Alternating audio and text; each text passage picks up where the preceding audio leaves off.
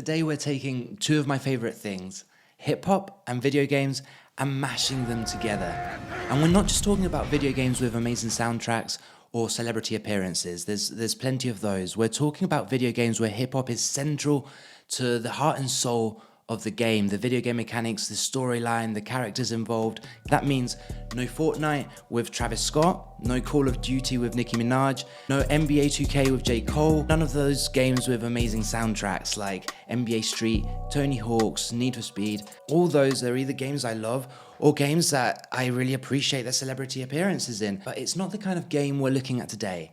We're looking at games where hip-hop is the central pillar, the defining characteristic of the game.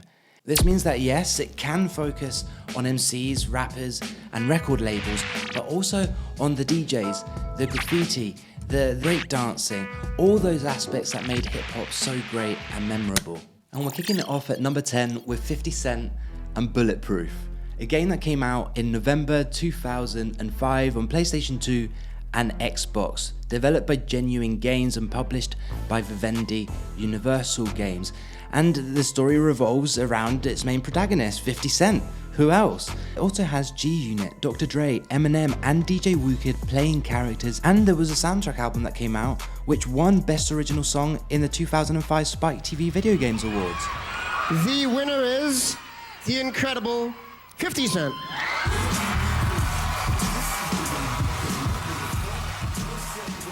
And although it didn't have great reviews, sales were pretty good. So there was a follow-up, 50 Cent Blood on the Sand, which came out in 2009 for the PlayStation 3 and Xbox 360. It was a third-person shooter, this time developed by Swordfish Studios. It seems like the development of this game was a bit weird though, with it coming out of a cancelled project from Swordfish Studios.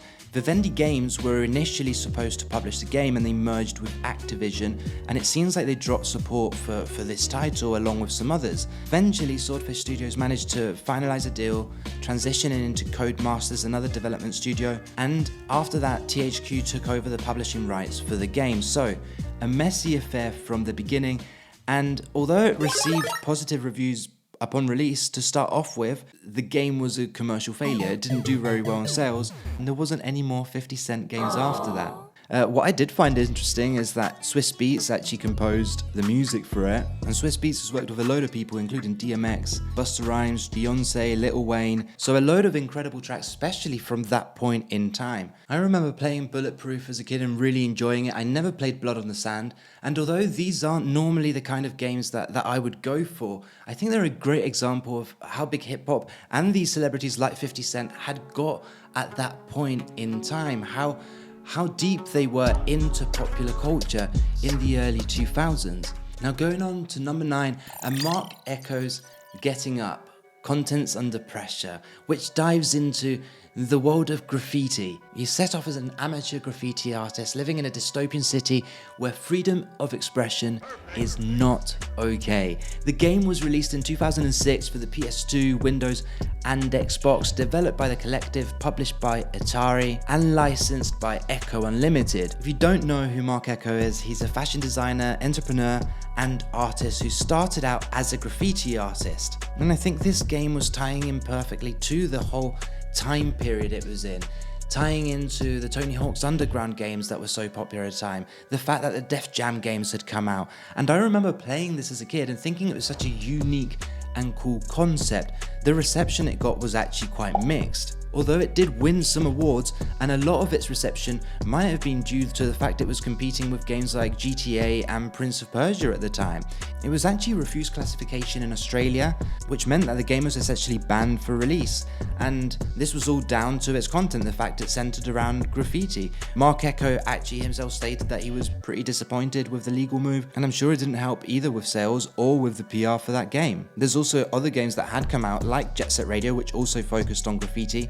We haven't included that in this list, but we did think about it, which were fine to come out in Australia. There was supposed to be a sequel, which was announced in 2013, so I'm guessing that's probably not coming out, right? Although, it seems that in 2022, Marc Ecko actually posted a film based on the video game and saying it was still in the works.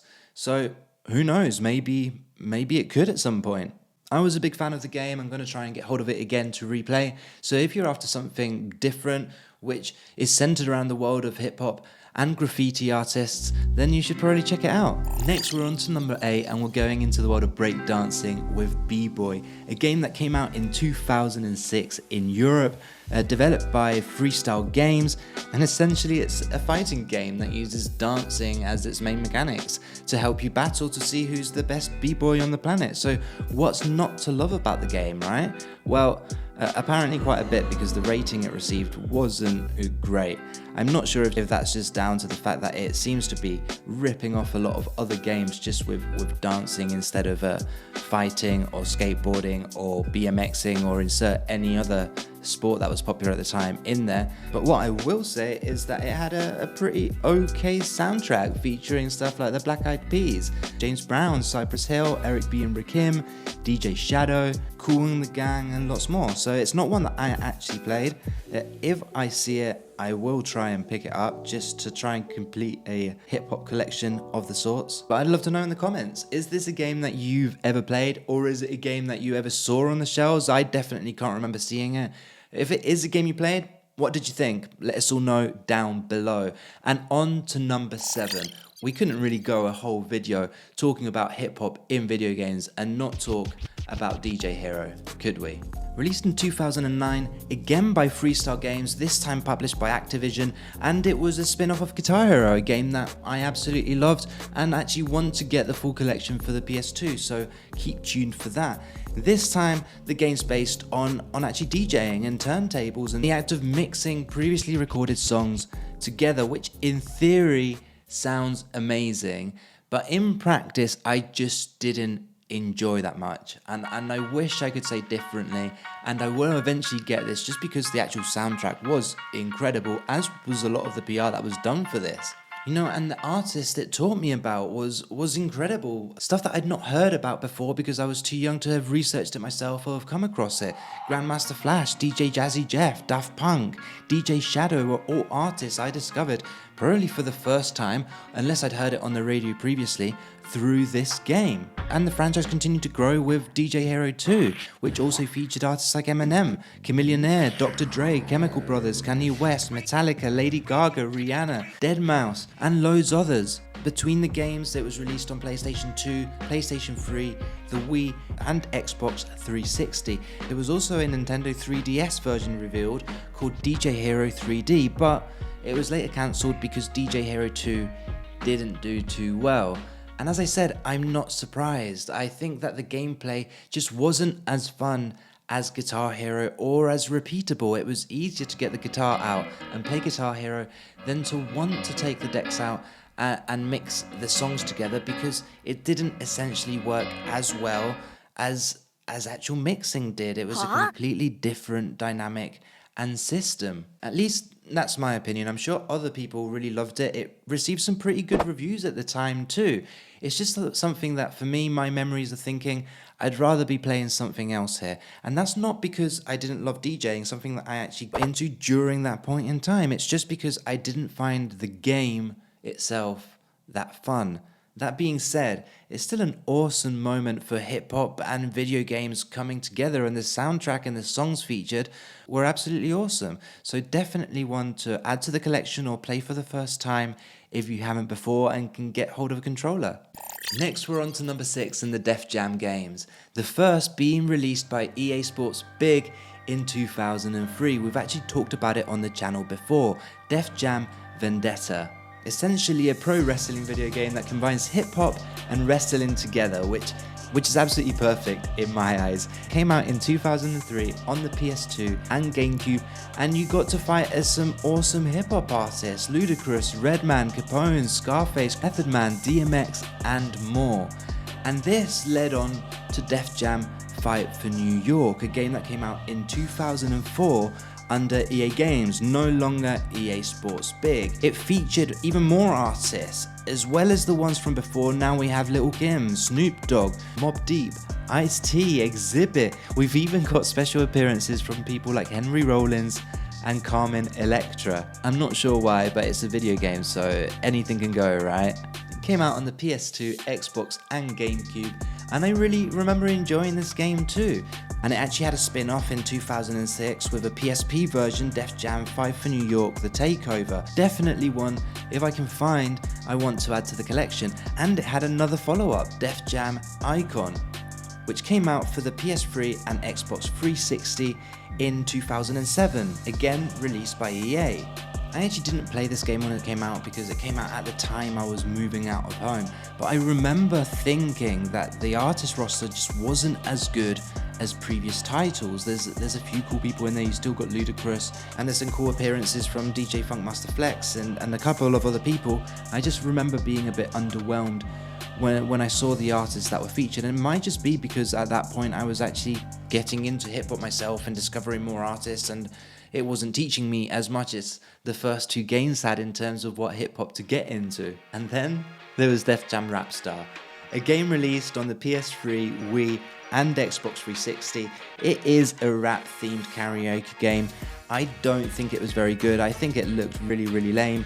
But to be honest, that could just be because I think that karaoke games on a console are just a bit odd. If I want to do karaoke, I'd rather go have drinks somewhere and do karaoke than be at home. And that's just a me thing, not an anyone else thing. But also because of the censorship in the games, it's just something that didn't appeal to me. Having hip-hop songs censored seemed wrong, and I know that other games on this list have the same thing, but they're not karaoke games when you're actually singing the song. Again, I get why they did censor those songs. That does make sense, especially when you see some of the adverts on and some of the people that would be singing these songs.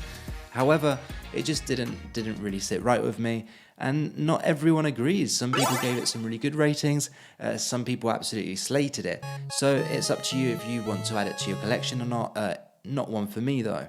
It does lead on perfectly though to number 5, Get on the Mic.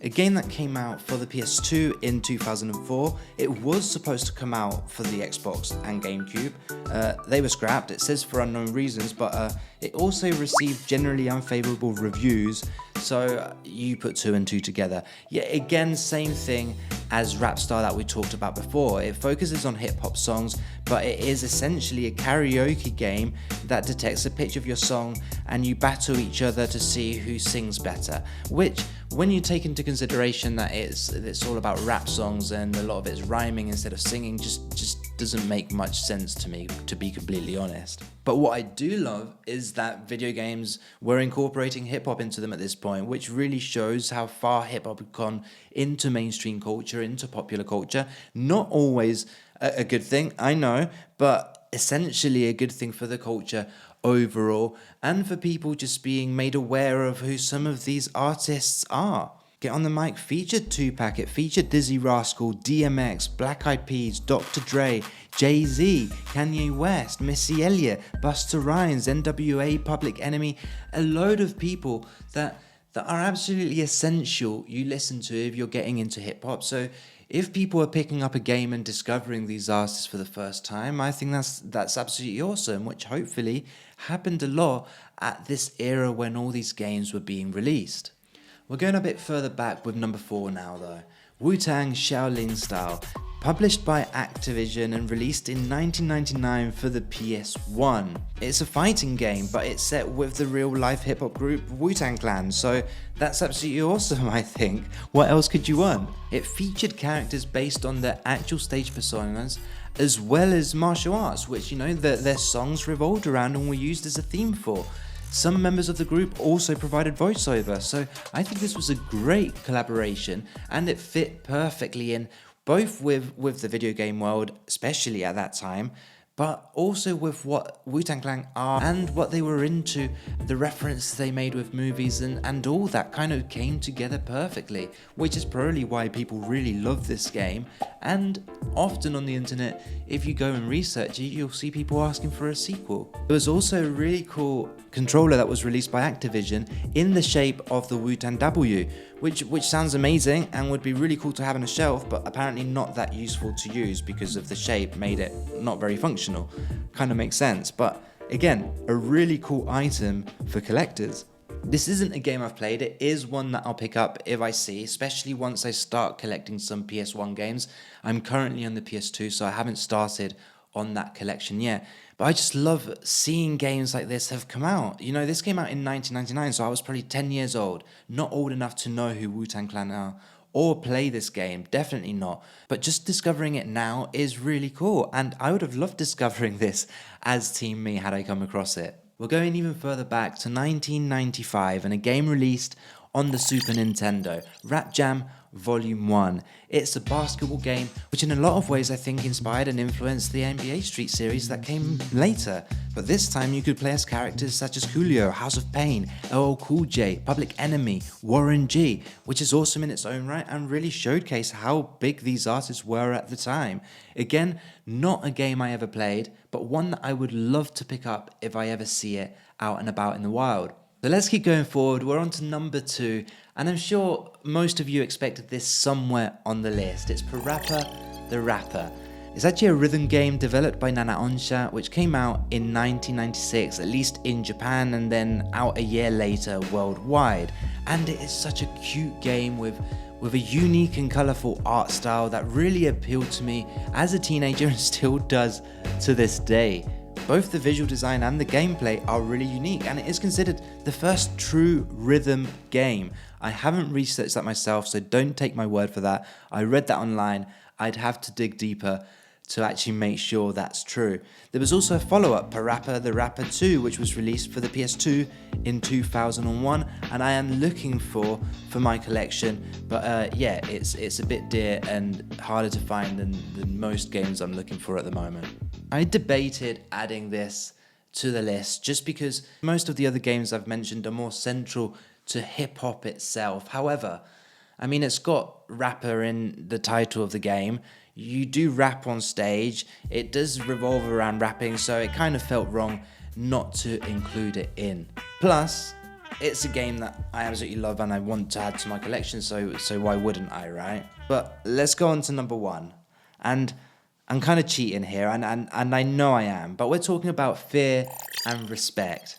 A game announced in September 2004, supposed to be released on the Xbox 360, PS2, PS3, and Xbox consoles. The aim was for 2006, and it was supposed to star Snoop Dogg as Goldie, who was supposed to be the main protagonist. That's a lot of supposed to be, because yeah, the game never came out. Everything went silent, nothing happened, the game never got made, never got finished. Yeah, that's it. We don't know why it was cancelled. It just disappeared. Everyone went quiet. What we do know is that the gameplay was supposed to be kind of like GTA, and maybe that's what scared them off, is how can we compete with GTA? It was supposed to take place in LA, and there's other stuff that they kind of mentioned that we've seen in other games and kind of know, like the respect system. If you annoy a gang, you lose their respect. If you do something good, you gain their respect, that kind of thing. I would have loved to see this game though. The trailer looked really cool, especially for the time, and I think Snoop Dogg as the main character would have been really cool too. So what do you think? Is it a game that you would have liked seeing released? Is it something that you would play if it came out today? Let us know down below, and I'm sure a lot of you are wondering, where's GTA? Why is GTA not been mentioned in a video all about hip-hop and video games? And the truth is, I debated adding it in. I had it on the list at one point, and I took it off for 2 reasons. Partly a selfish one, because I think that it is a really good video to analyze deeper, especially when we're thinking about the radio stations they've created and the extra missions like the Dr. Dre missions. But it just didn't feel right to add to this list because the overall game doesn't center around hip hop. It's just something that has become massive because of its community, the players playing it, and the additions to the game, and partly I'd say because the soundtrack has always been so good. And I was purposefully not including games just because they had a hip hop heavy soundtrack and had influenced my musical taste as a kid. That wasn't the point of this video. It might be the point of another video further down the line. What I will say is that West Coast Station is awesome. The artist it features taught me so much about hip hop and cottoned me on to so many awesome artists. So So it did feel a bit weird not including it in, which is why I gave it this kind of honorary mention. And that's it. That's 10 times video games and hip hop came together. Actually more than 10, because some of those were franchises. So you got a few extra sneaky ones in there. So like, subscribe, leave a comment down below, all that good stuff, and I'll catch you next time.